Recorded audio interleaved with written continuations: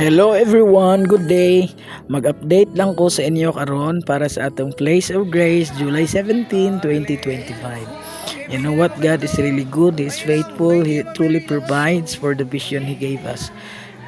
Kagahapon nagunaon ako, Lord, unsay akong ipakaon sa mga bata ugma, wa naman gid ko ikapalit, wala naman gid ko kwarta, ug maulaw sad ko mangayo untos uban wala sad nagpatrabaho pa sa ako asa pagpa-review og mga articles. But you know what, the things that I've been worrying yesterday, giandam na bedaan sa Ginoo through Ma'am Luz Orozco, one of our teachers sa Mabuhay Integrated School.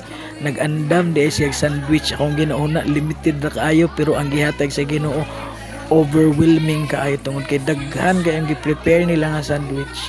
Apil ang mga officers sa clubs and organizations sa SSLG, SO, BKD. Mga bata dira nga nag-serve sila na, because we are also teaching our learners how to serve others. Para ma-emphasize nila ang necessity ug ang joy in giving. Truly, others are now seeing that this mission is not for me only but for all of us.